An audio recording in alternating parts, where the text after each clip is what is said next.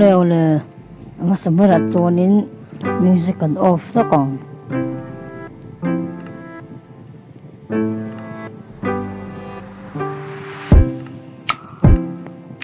tonin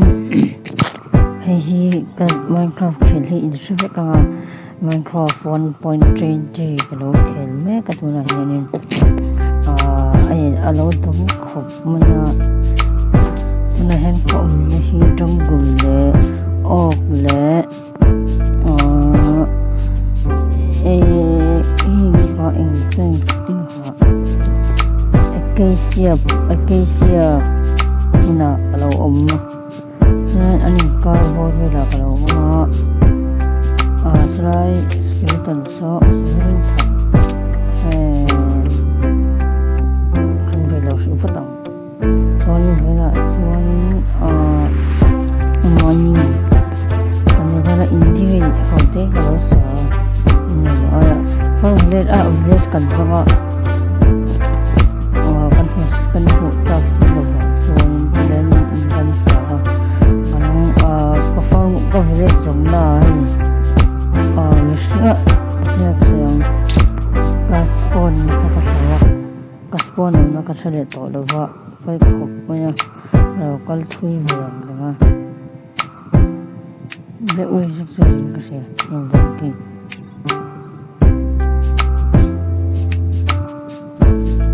mình đủ còn nó cần này gì lâu rồi sorry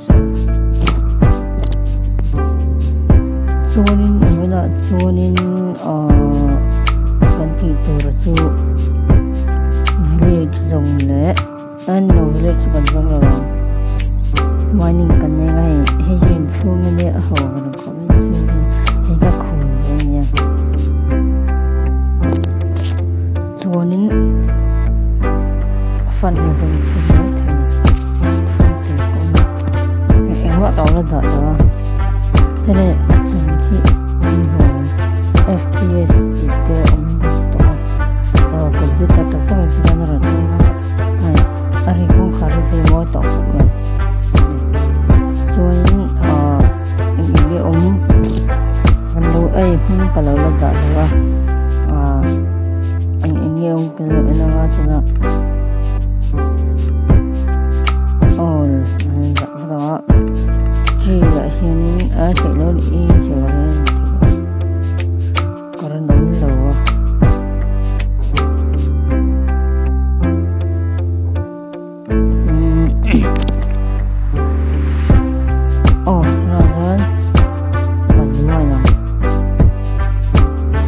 𝘔𝘐𝘆𝘊𝘙 copyright này có thể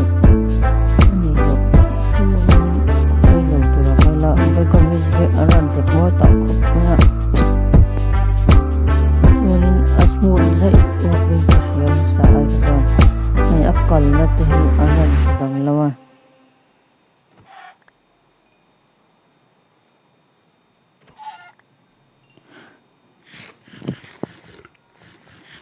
ông phát triển sẽ mining kan này nha kan mining này nó hôn tổ ra hi thì là hi chỉ cái ngắm cái chỗ sẽ cần một phút đồng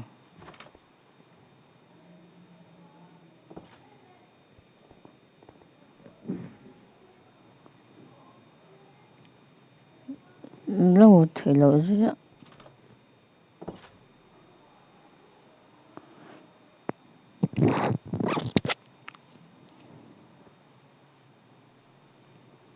cave kan sakang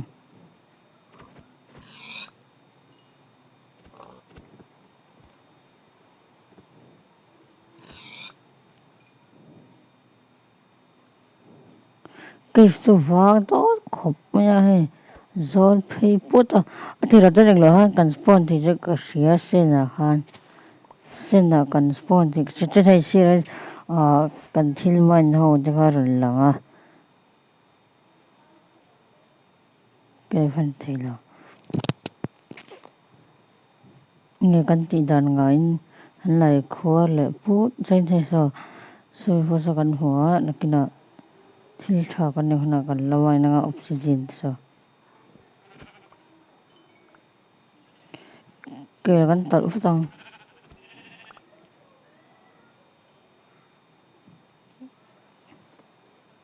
một thời tao là một là hay một phút căn đủ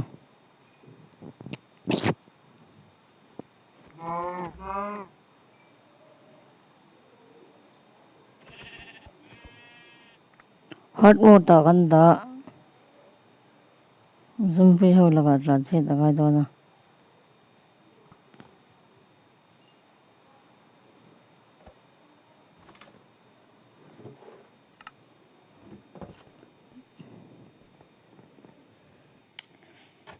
con nào là lẽ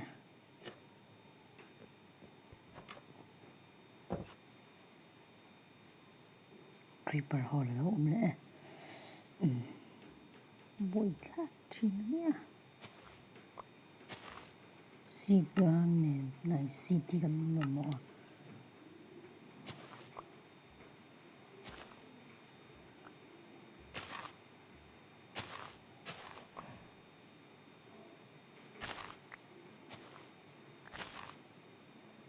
nó lát này là rồi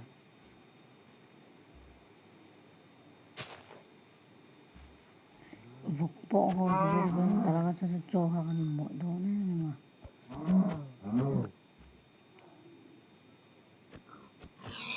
wheat farm kan le nei si lo wa bread nei thei tu chuan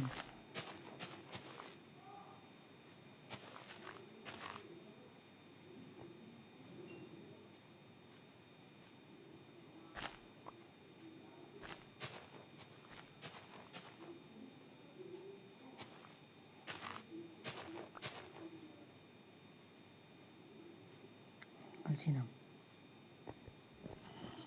hole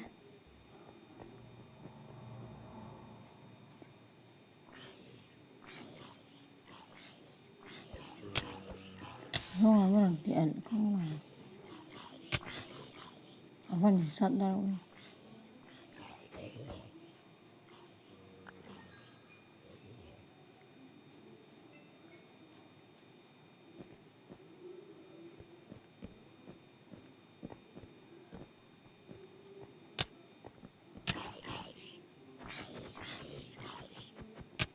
ý bây giờ nó còn mang thầu zombie mấy mình thả ra hot ta kan da ni đang ăn thôi rồi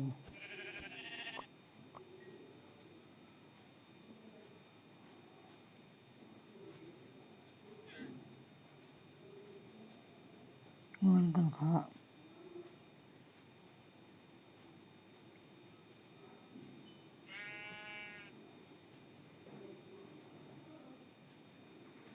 kan na cái bowl hệ ta bụi lạ mà nghe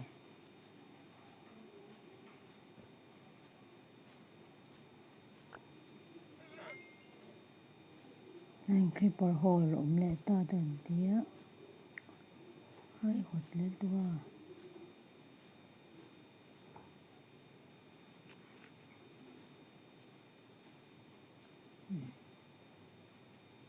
anh ấy còn thiếu mày nữa khăn tập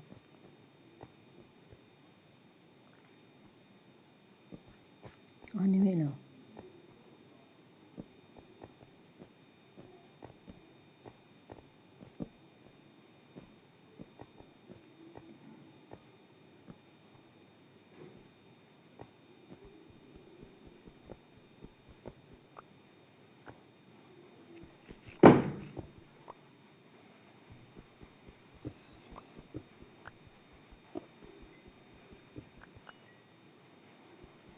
ô đi cầm một trộn luôn nào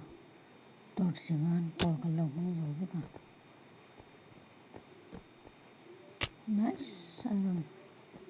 mà chú cần thì có rất ăn rau này mà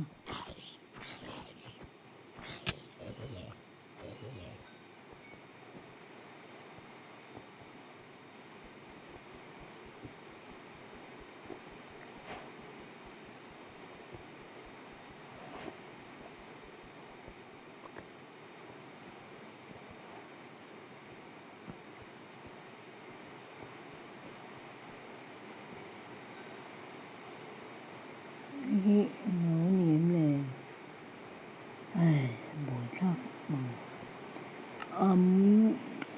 sim le putang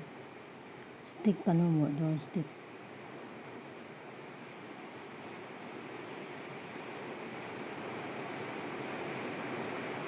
rasura bo guys le ke loko market kan la nei si lo fa kan sa sa kan si do si ya ti kan ti o kan ta chin to po kan thi ruột cái surung rau bala bên trên đâu nó quay theo cái kia vậy thôi nè cần ấy phun lốc còn em mà bơi cái tàu rình ngay đó bỏ xuống đó bên trên đó là mấy ở mấy cái bên trên mấy ở chỗ chết đó nè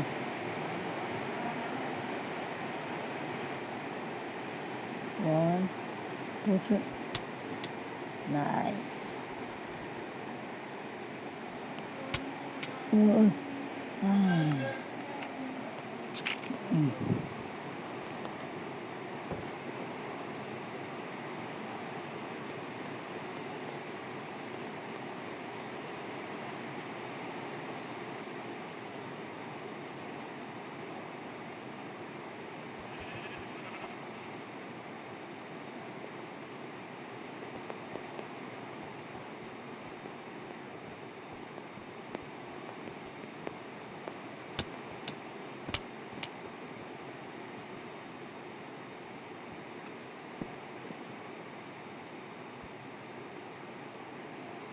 nice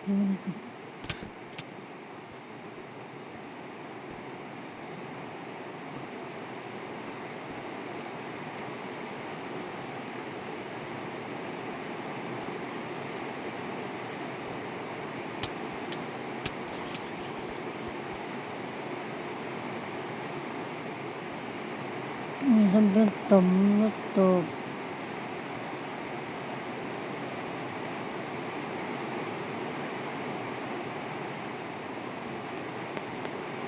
barang kan lah zuinan ôi khác ôi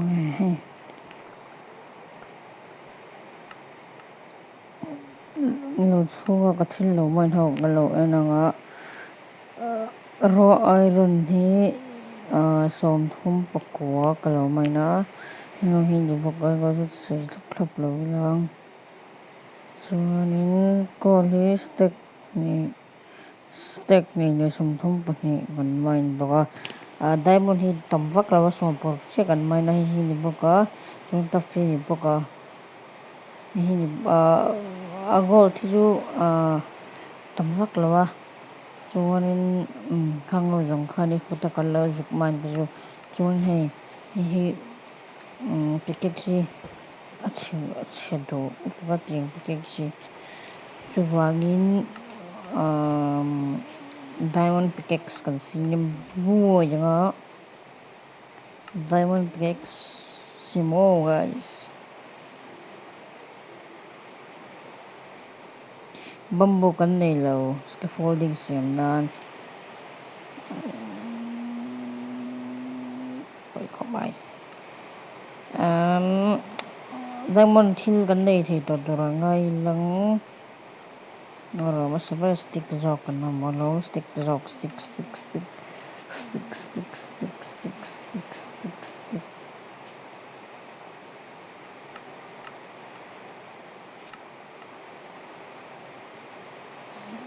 kan siam parang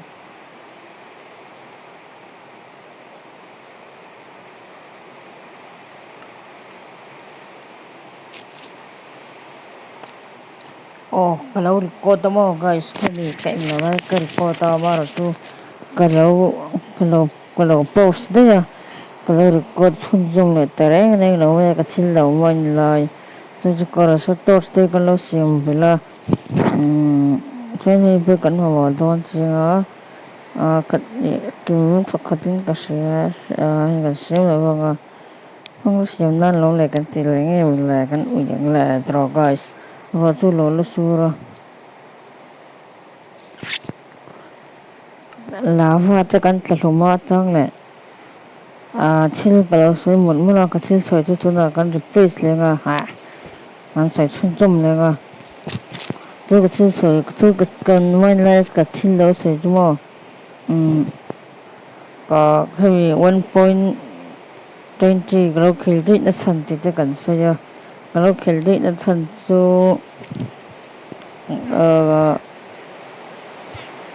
kan te sang 𝘀𝘂𝗍 kha lo dik lo nu 𝘀𝘂𝗍 te kha lo lo awangin sai sim le to ra chu bo chu ni ya 𝘀𝘵𝗵𝗶𝗁 chu ni ya Minecraft 1.18 thì kan khel pai to chi lo cái episode 1 te lo chen ho cái episode 1 kha lo awangin copyright lo awangin episode 1 kan khel thei don lo chu ringot ai chuan ka te 1.20 ya kan update da 1.20 ti ra tharin kan lo khel don ni ta kha karan sai ani view ringot lo khanin lo like la lo subscribe ra chuanin i lo share bawk do ni doi ko 400 subscriber nei thleng kan tum kan ti kha chuanin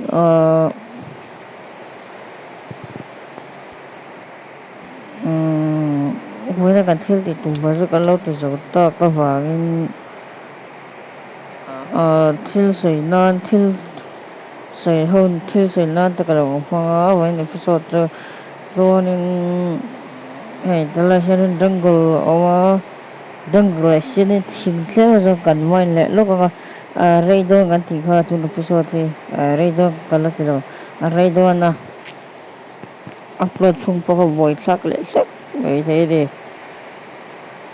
Friday ya hianin ka post anga Friday Saturday Sunday post ka tum dona ka video record thote school kalte ni don ni le dona wangin chu ve zo post ka tumanga mana tun chuanin kan post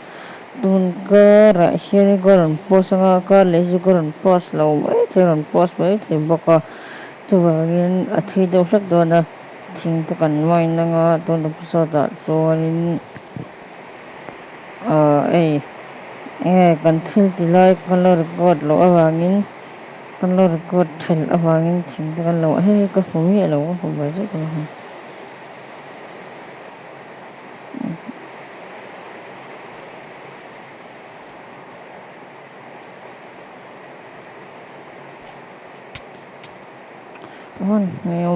no falta simples guys hola mai na phalo ni tura ka ngai zombie daga kan tan celery lo kan lo kan mai na khanin lo kan hmu lava